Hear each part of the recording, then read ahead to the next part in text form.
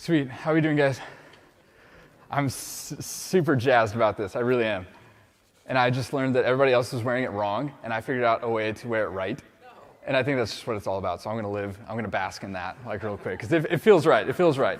Guys, I want to start off by saying I'm so happy to be back with the St. Francis community. So it's very nice to see you guys. And like this class of Confirmandi was the first like 7th grade class that we had for when Edmund and I like first came. And so it's pretty cool to still see you guys and see like your middle school faces, but like they're like longer. Like, do you know what I mean? Like they're longer and older. And I really felt like an adult, like with you 7th graders. And I think it was like Kennedy or somebody else too, like when we went on Christmas break for the first time and you guys came back, like you all like got like taller, and like the most like cliche adult thing came out of my mouth. It was just like, you've grown like so much. Like you're so big, like in an affirming way, or I was trying to be affirming in that kind of thing. But guys, I want to talk to you guys about different things that I'm interested in, and just how I think that it's crazy what I think I'm doing. I think the core team members are crazy. If you choose to live in a relationship with Jesus Christ, I think you're crazy too. And I mean that in the best way possible too. And so I'm going to go over a lot of things, and I'm just going to present to you a little bit of my life and just kind of rules that I kind of abide by too. But I want to start off with a picture of my family, because they are everything I am and everything I'm not. I don't know what I mean by that. But that is me at the top right. This is my wife, Emily Gutierrez, last name Ferguson. Actually, I kid you not. So we just had our son, his name's Brady. He is almost 3 months, and we delivered at Baylor Grapevine. And we went and toured the hospital prior to Brady being born, just to be familiar with like the entrance and stuff and whatnot or whatever. But it was go time. It was like 5 a.m. in the morning. Emily nudges me, and I just went from like a deep sleep to like that. Like, do you know what I mean? Like just, like, do you guys know what I'm talking about?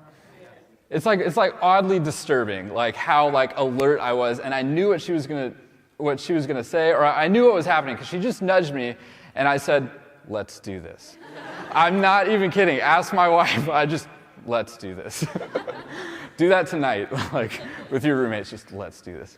And so we get ready. The bag was already packed. Just put my shoes on. Didn't worry about brushing teeth, deodorant, or anything. It was all in the bag. We get in the car. But then my daughter, Jade, that cute little redhead, we color her hair. I'm just kidding. We don't. But she was still asleep. And the plan was, if we woke up in the middle of the night, that we were going to have my parents, just like come to my house. My parents live in Kennedale, so it was about a 35-minute drive, depending on how fast they drove. And so because we didn't want to wake her up and have her be like all like needy, just like, I don't want to care for you right now. I got a new baby coming, And so like, just kidding. Man, you guys need to loosen up a little bit. So Emily was like, I think her contractions were about like 12 minutes apart or something like that. Is that a thing? I think it is. I think they're about 12 minutes apart, and it's like you enter like the danger zone when they're at like 5 minutes apart, right? Is that a thing? Is that Dr. Steve? Yeah, sure. Okay, cool. Sweet. Check. My wife's had 2 babies. I haven't. Anyway, and so like we're waiting on my parents to come, and then Emily's contractions start shortening, and we're like, man, I don't think they're going to make it. And so apparently my dad was going like 80 on the highway. So I don't know. All for that baby right there. But anyway, long story short, we finally get in the car. Parents arrive. Jade's taken care of. We can now leave our home with Jade still asleep. And so we get in the car, and I kid you not, I was going 60 miles an hour on Northwest Highway. Is that what it is? Yeah, Northwest Highway. So pretty much from St. Francis, I live like right in those neighborhoods. Got on Northwest Highway, was going 65. There was nobody around, thank the Lord. But we got in, and I'm like parked in a handicapped spot, and I'm in a full-on sprint, like to the front doors to go grab like a wheelchair. And so, but what sucked about it is I was on a full-on sprint, and I'm just like in go mode. I'm in let's do this mode. And so I get to the doors, and there's the security guard, like, kid you not, like just, he's sitting over here, just like waiting like this. And I realized that the doors are locked. And so I'm sprinting up, and he just sees me, and he just gets up like this and just takes his time getting to the door. And I'm like, you just saw me run, like probably the fastest you've ever seen somebody run to these doors. And he just slowly opens it. So once we get past that, we finally got the wheelchair, brought out to the car, got her in the wheelchair, threw her up in there, and then we go into the labor and delivery like area, and I walk in, and with all confidence, like the nurse asks name, and I said Emily Ferguson, and that is not my last name, people. Her name is now, my name is Nic Gutierrez, her name now is Emily Gutierrez, but for some reason I was just out of it, and I was just weird in that way, and I was like, Emily Ferguson is here, Fergie is up in this business, and we are going to have this baby. Anyway, that was a little story about how Brady came into the world. His name is Brady Giorgio, and as Tim showed us in a picture a little bit earlier yesterday, he's named after Pier Giorgio Frassati. And so Pier Giorgio is a hero of mine. I am a follower of him. I appreciate everything that he did. And I actually got to go to his home in Turin. I got to touch all of his stuff. I got to meet his niece, and she invited me over for dinner. It was really awesome. I have a third-class relic of Pier Giorgio Frassati, or second-class relic of Pier Giorgio Frassati. And I just really wanted, or Emily and I really wanted to give our children, more like secular first names and have their middle name like really call them on to a life of holiness, to really call them on like someone or a person who is just like them, who is flesh and bone just like them, not a mythical creature, not a fictional, like character or anything, but somebody who they could relate to. Pier Giorgio Frassati died when he was 24 years old, and he died in 1928 or something like that. Somebody fact check me there. But his name is Brady Giorgio, and in that, like the first thing I told him was the verso dell'alto. I was like, Brady, you just keep climbing. You just go to the heights. Because, and Pier Giorgio Frassati has the other quote of, the higher we go, the better you can hear the voice of Christ. And that was the first thing that I told my son. I mean, you couldn't understand me. You can't talk yet, But that's the first thing I told him. We really prayed about what we were going to name him, what we wanted him to follow once he could figure it out. And then with Jade, her middle name is Catherine, named after Catherine of Siena. And the first thing that I told my daughter when I got to hold her, I got on my knees, prayed, the same thing with Brady. And then St. Catherine has this quote, "Be you God created you to be, and you will set the world on fire." A lot of you guys might not be sold in this whole confirmation thing already, and that's okay. That is still a safe place. But I can tell you right now that before your parents even wanted before you were even born, before conception, God had you in mind. When he said, "Let there be light," he had you in mind. He was thinking of you. Isn't that crazy? That's why I say I think it's crazy about what I do, or what Edmund does, or Tim does, or Allie, all these youth ministers, or the core members in the room. I think that's crazy because we have a God who did something pretty crazy. Before the foundation of the world, St. Paul writes, and he tells us this, before the foundation of the world, when he said, "Let there be light," he was also thinking of you. And that is such a personal thing, He knows everything about you. He knows everything you're about to do. He knows what you aspire to do, like who you follow, what you want to become. But he has something planned for you. And that's crazy. Because just the thought of you, just the idea of you, that at one point in time that he said, "I'm actually going to make you a reality." And that reality was, 15, 16 years ago. And also in that plan, the reality was for you to be here. The reality was for you to hear from Tim that God wants an adventure out of you. That St. John Paul II says that a life with Christ is like living an adventure. I think I paraphrased that one. Or it is like an adventure. And you hear from Edmund all the time that you're not made for comfort, that you were made for some apparent greatness. You were made to be amazing. If you had St. Catherine of, my family, you just deleted them from existence. That's everything. That's all I have. I'm just kidding. But for St. Catherine of Siena, she's saying, "Be who God created you to be, and you will set the world on fire." I want you to set the world on fire. Because you can do that. Like, not literally. Don't do that. Not good. But it was in God's plan for you to have purpose, for you to mean something. It was in God's plan for you to follow something. Now, I follow a lot of weird rules. I follow a lot of weird people. I'm going to stall before we can get that back up. But here, I wrote down some weird unwritten rules that I have in life. And if you can relate to them, just give me a solid, like, can you practice that? All right, cool. I like that. You sound good. That's like a B flat, I think. Do it again. I'm not sure if that's a B flat. I don't know. I don't care about that much. So here we go. Here are my some unwritten rules that I follow. If you're angry, if you're angry, just shut it and do nothing until you're no longer angry. Does anybody else have that rule? Maybe? Okay, there's a little bit. The rest of you guys are just jerks. You just say it like it is. Like, no, I'm angry. You're going to be angry too. Misery wants company. The next one is, having a bad day doesn't mean that you have to ruin other people's day. Does that resound with somebody? Yeah, exactly. Those people are toxic, right? Just because they're having a bad day, don't bring me down. That stinks.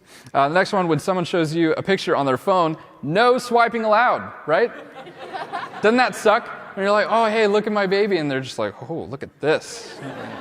Not that I have like too much to hide, but still, like that's my privacy. Do you guys know the trick there is that you just zoom in a little bit? So when they try and then they're like, like blocked out of that, you know what kind of person they are after that, because they didn't have access to the rest of it, but you know what kind of person they are. Go into confession. Next one. Let people out of the elevator, room, building, train before you get in. I don't know. Yeah, okay, people like that one.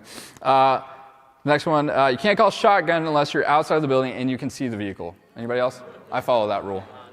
Especially when I was in high school. So I was like trying to think of like when Nick was in high school, what did he follow? And this is what I came up with. And shotgun was very important to me at that time. Chew with your mouth shut. You're an animal if you chew with your mouth open. You really need to pray for some kind of powerful conversion tonight. And we're going to have an opportunity for that later. Jesus, will you just help me shut my mouth when I consume food? Anyway. On top of that, never mess with someone's food or drink. It isn't funny. There's actually a new recent one that I was recently reminded of. Edmund helped me remember. One time in high school, I was about a senior, and I had a girlfriend at the time, and she thought it would be funny to like blow on my nose. Do you guys know what I'm talking about? It's like she wrapped her mouth over my nose and just went like, do you guys know what I'm talking about? It's the most uncomfortable thing in the world because you're just content and randomly somebody else's breath is going through these holes and just, all right, nobody relates to that one? All right, cool. The last one is, I used to be in like a hardcore band, like in high school. I played drums. I didn't dress emo or anything like that. I don't know. I wasn't that kind of kid, but this one came from that. If you're at a show and you see someone fall down in a mosh pit, you pick that guy up and you throw him back in, right? Those are the weird things I follow. Do we have the slides back up? No? Maybe? Can you bring my family back to life? Yeah, that's my family. We went on a slight adventure last night too. So in the room Tim and I are sharing, under the sink, there's a little passageway, and it was really weird. It was just like in movies when two people are like having a conversation, and then one of them sees something like out of the ordinary, and then they just stop conversation, and then everything gets still. That's how I felt. I'm not sure if Edmund and Tim felt that way, but can you go to that first picture? Yes, this is what I saw. Well, that is Edmund, by the way. But we were talking, and out of the corner of my eye, under our sink, I saw this hole, and like this door just wide open too. And so I was like, what is that? And then Edmund turns around, and what do you think he did? He went right in it. He just dive bombed like straight in it. Like didn't even think about it, just went. And before I knew it, Tim was just like, that seems like a good idea too. I'm going to go in there too. And I'm like, what's happening here? Because all we can see is just that. Now go to the next slide. This is what we saw going in. There it is. That's kind of it. That's kind of it. Well, that's what we see. And there's just this long little hallway, like in between all the hotel rooms. So if any other core members heard some random 3 male voices in your walls, it wasn't us. It definitely wasn't us. But once Edmund went down and once Tim went down, I was just like, well, dang it, I guess I have to go too. And so here I'm following Edmund, and then Tim's following Edmund, Tim's following Edmund, I'm following Tim. We're just all going through it together. And then we were all like it was like an echo. It was just like, what do you see? What do you see? And just like, and it was like, there's a light. Tim's like, there's a light. I'm like, oh, there's a light. And so, oh, you just freeballing it now? You just going on your own? All right, that works. So this is what we see. And go to the video. I ended up taking a video. Also, our room was right next to Allie's room.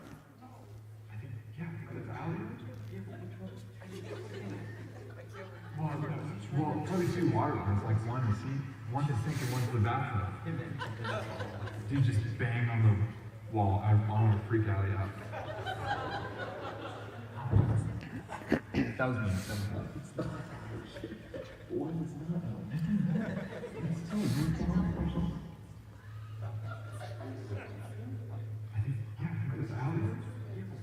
Oh, I think it's looping. All right, we're done. So that was an adventure. It was unexpected, but I just made the decision. I just went in. Edmund's going in there. I respect him. Tim's going in there. I respect him more. Just kidding.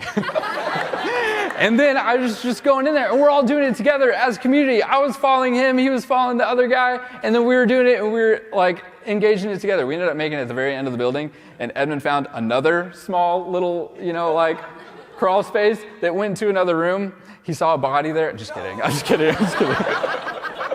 But that's when Edmund got really quiet. He was just like, go back.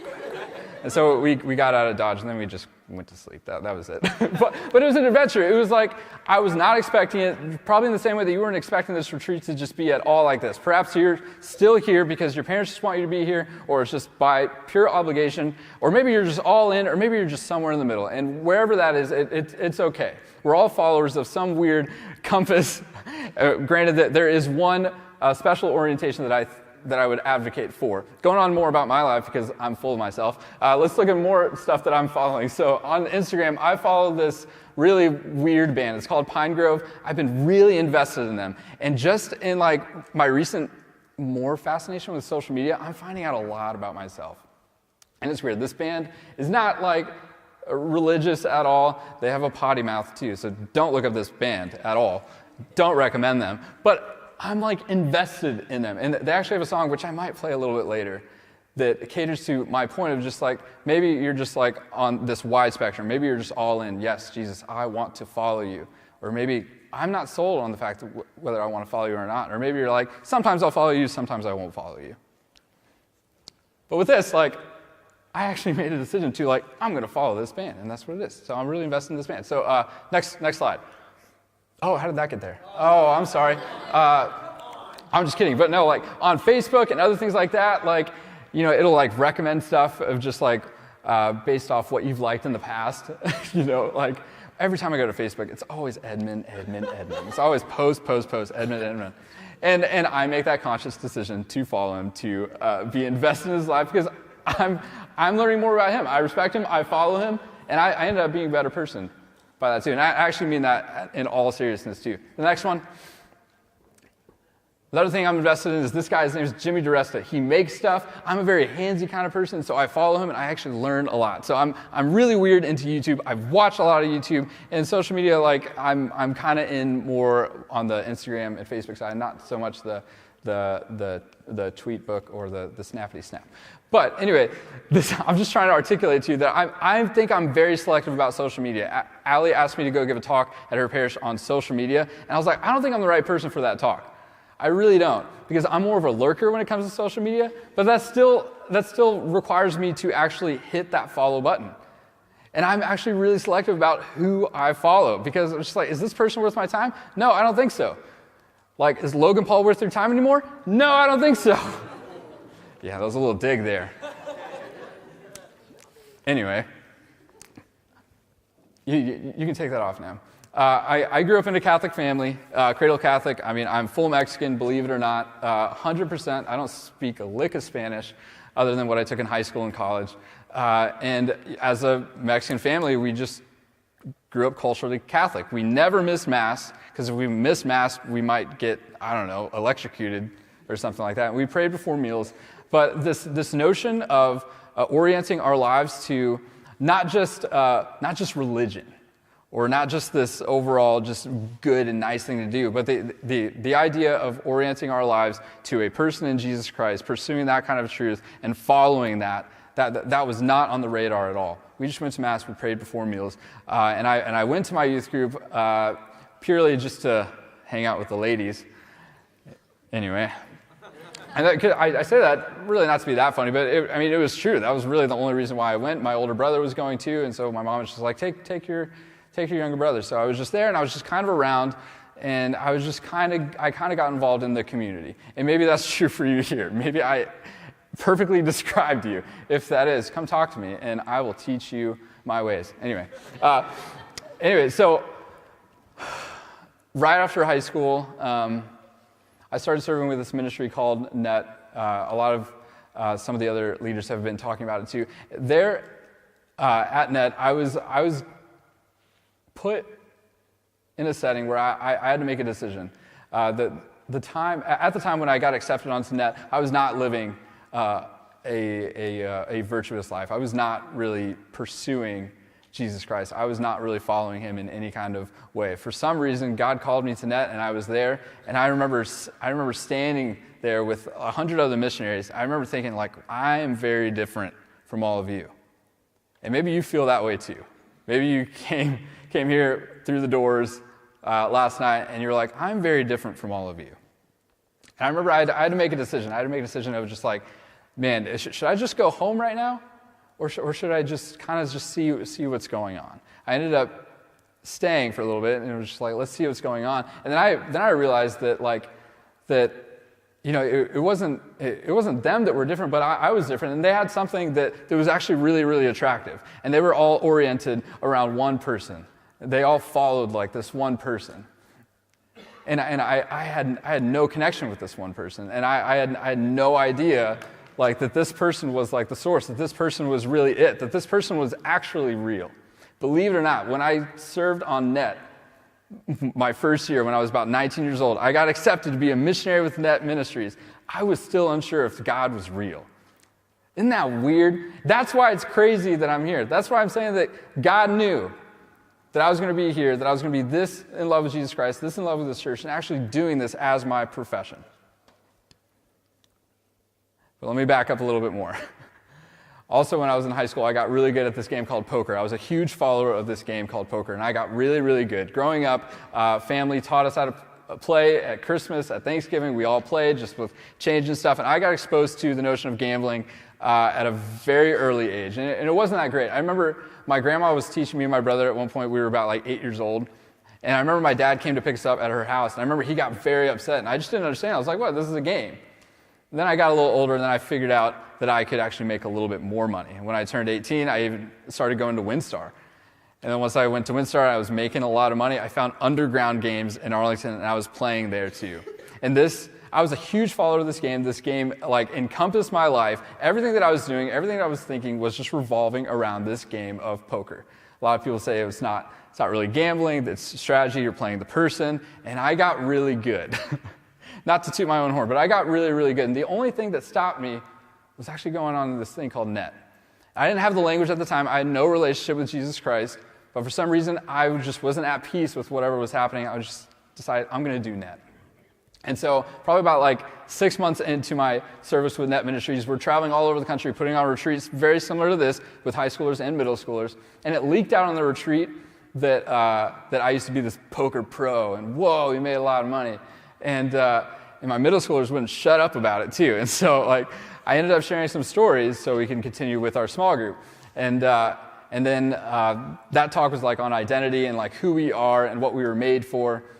And so I turned to one little kid and I was just like, hey man, have you prayed today?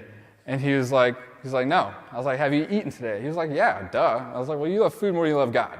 And I turned to the next kid. I was like, hey, have you prayed today? He was like, no, I forgot. I was like, have you watched TV today? He was like, yeah. I was like, you love TV more than you love God. And then one of the middle schoolers turns to me. He's probably a sixth grader. He was like, hey, Nick, have you prayed today? I said, absolutely. And he said, have you played poker today? And I was like, no. And he's like, wow, you love God. You love God a lot. And 6 months prior to that, I was still unsure if God was real. And it took a sixth grader to kind of articulate to me like the massive change that I went through. Because all my life I was oriented to just sports. I was oriented to like hardcore music, throwing people back in a mosh pit, you know. I was oriented towards this game of poker. I was oriented to girls. I don't want to say that like go to net and all things are going to be better. That's not true. That's what God's plan was for me. But it took a sixth grader to really show me that like God did a lot of things in my heart, that I had to be open to it. That I didn't start becoming a disciple of Jesus Christ until after I was accepted onto net. I was like by title a missionary. Missionary is one who carries the gospel message. A missionary is an assumed disciple of Jesus Christ, which is going to be the next thing on the screen. Joe, can we go to the next slide? And here's what it is. Oh, that's still on there. I thought I took that out, but all right. Oh, no, you can go back. So a disciple is, in a sense, just known as like, just translated into a student. Or like, you know, if you're into karate, you know, your master, you know, like, there's an assumed pupil, like, to the master. And I have a friend who's really into, like, martial arts and stuff, and he said he often associates, like, discipleship as, like, a master and his, like, karate pupil or whatever. That, like, this pupil would, like, live with the master. He would eat like him. He would walk like him. And he would fight like him, too. He would meditate like him, too. Anyway, we can go to the next slide. And so the disciple of Christ must not only keep the faith and live on it, but also profess it confidently, bear witness to it, and spread it. It was super weird, like my life into that, because I don't think I became a disciple of Jesus Christ until I first started spreading it. Definitely like the epitome of fake it until you make it. I was spreading it, I was bearing witness to it, whatever that meant to my whole, like, I guess, skewed approach to being a disciple was. I was professing it, I was living it. But the only thing that I don't think I had nailed down was keeping it. I don't think I really truly saw myself as a follower of this man. And that took a lot. And that took a lot of people to help refine that in my heart as well. Go to the next slide, please. And so in Scripture, there is a rich man, and he says, oh, now go to the next slide, sorry. The rich man, he says, "Teacher, what must I do to inherit eternal life?" And Jesus says, "Sell everything and follow me." Jesus says, "Follow me" a lot in Scripture. Luke 5, the calling of the fishermen. Like he has professional fishermen who end up being his first disciples. And long story short, they catch the catch of their lives. It was their profession. And they bring that catch to the shore. And Jesus says, "From now on, you're going to be fishers of men." And they left it. They left the catch of their lives, something that would have made them a lot of money, that would have fed their families and their friends, and they left it all on the shore to follow this one man, to be a follower of Jesus Christ, to be a disciple of Jesus Christ. And they left it. Joe, can you go to that picture that I had you pull up? Does anybody recognize this? Does anybody get like kind of frustrated when you look at this? Look at this picture, you're just like, oh, dang it, you know? But it often means like your phone, this is like specific to iPhones, but I'm sure Androids can relate too. It's just like, this means like I have to agree that my phone's going to go back to normal. There's some bug fixes and it just wasn't working the way it was. Or there was just something that you just weren't aware of, but there's just another update. And I want you guys to be super honest with me. How many of you read the entire terms and conditions prior to... Matt, do you do? All right, good for you, good for you. Anybody else? Anybody else read the entirety of the terms and conditions prior to agreeing? No, you don't. Because you want it to be instantaneous, right? You're just like, no, give me what I want. Agree. Back to Instagram, back to Snapchat. Got to keep this streak going, right? Got to see what Logan Paul's doing. Now, apology video. But no, you just say agree. You're not going to say disagree. If you say disagree, you're going to have some problems there. But what if somebody actually made you go through it all, word for word, every term and condition, if they made you go through it all? How likely are you going to do that? Like, what are the chances of you actually doing that? Because the reason why I bring this up here is because I think some of you guys have the mentality of this with confirmation. I know I did. I was not in a good place when I was 16 years old in 10th grade and going through my confirmation retreat. Was not living a good life, a chaste life, I guess, in the relationships that I had at the time, and was not oriented to Jesus Christ at all. And if I could have just hit agree, I would have, in a heartbeat. And I think this is how we approach the faith, too. Because sometimes we're just like, okay, yeah, like, I'll agree to that. I have no idea to the terms and conditions of what I just agreed to, but I just know that it's just going to give me this. And if you approach a relationship with Jesus Christ or following him, of being a true disciple of Jesus Christ in that way, I would argue that it's not true discipleship. Because, go to the next slide, Joe. Because what Jesus says, he asks for your yes or your no. So becoming a disciple of Jesus means accepting an invitation to belong to God's family, to live in conformity with his way of life. The next one, I believe, says that being a disciple of Jesus, a follower of Jesus, means to live in truth. Is that what it says? Next slide. Or yeah, the yes or no. It says, is it coming? yeah, there it is. To his disciples, Jesus teaches the unconditional love of truth. Let what you say be simply yes or no. Wait, is there another one? No, there's not another one? Oh, I'm sorry. But to be a follower of Jesus Christ, there it is! The disciple of Christ consents to live in the truth, that is, in the simplicity of a life in conformity with the Lord's example, abiding in his truth. Jesus says, I'm the way, the truth, and the life. No one comes to the Father except through me. If we are not a follower of this man, like we can't just hit agree and just expect to go to heaven, right? It's not going to happen.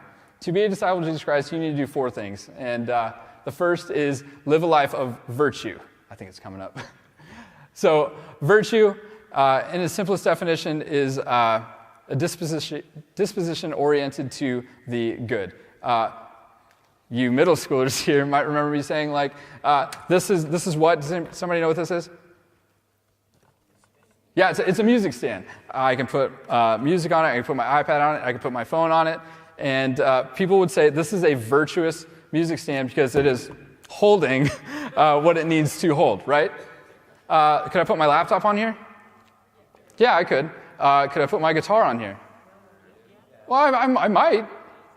Is the music stand still a virtuous music stand? Have we destroyed its function? No, I don't think so. What if I got on this? What if I put Edmund on this right now?